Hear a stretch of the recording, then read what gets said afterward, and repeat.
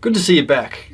Film noir is one of my favourite genres, and this is one of my favourite film noirs. It draws you in from its fabulous opening sequence, which is the work of a great director-cinematographer team that had already made groundbreaking horror films together. It has breakout performances from the three main stars who were all at early stages of their careers, but who went on to subsequently appear in many other great films. It is Out of the Past from 1947. Adapted from the novel Build My Gallows High by Daniel Mainwaring, writing under the name Jeffrey Holmes, the script was developed by Mainwaring and went through uncredited revisions by James M. Cain, who had a long film noir pedigree, with credits that included The Postman Always Rings Twice, Double Indemnity, and Mildred Pierce. And writer Frank Fenton also assisted with uncredited revisions. Before filming could begin, the script needed to be submitted to production co-director Joseph I. Breen, who rejected early drafts because the female lead was shown living with two different men without being married. Breen strongly recommended that the story not be filmed, but after numerous changes to two different scripts, he approved the production, as long as Kathy does not appear to be living with Jeff. As a result, Kathy and Jeff's living arrangements are vague, which has left some viewers a little confused. Breen also objected to Jeff's deliberate suicide at the end, but agreed that his demise was morally necessary. Edward Dmytryk was initially attached as director, but dropped out due to scheduling conflict with another film so well remembered.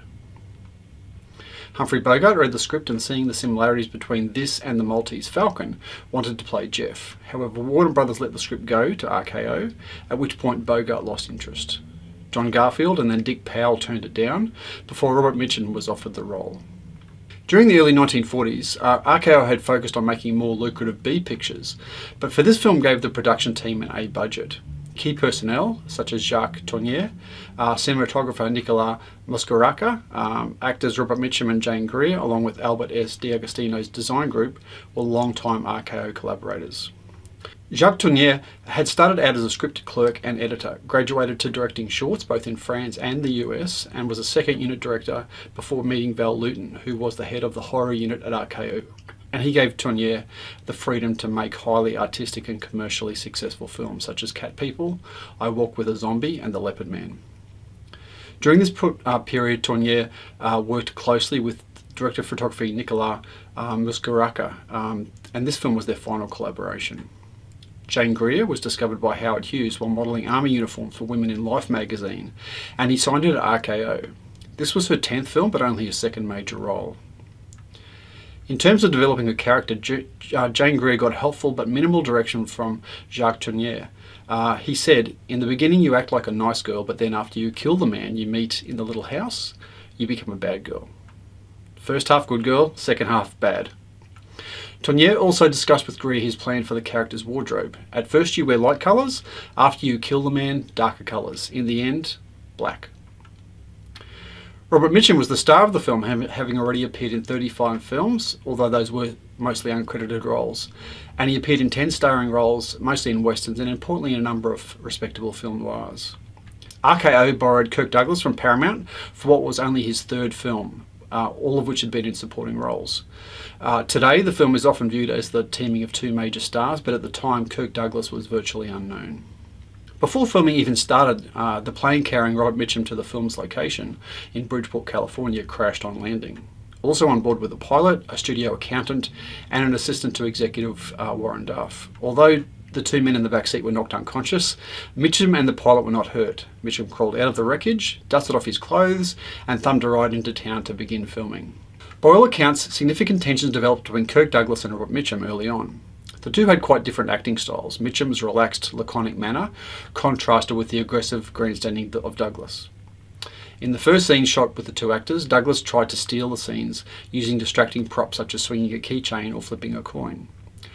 Jacques Tourneur quickly put a stop to this. In return, Mitchum would make faces when the camera was shooting from behind him in an effort to throw off Douglas's reaction shots.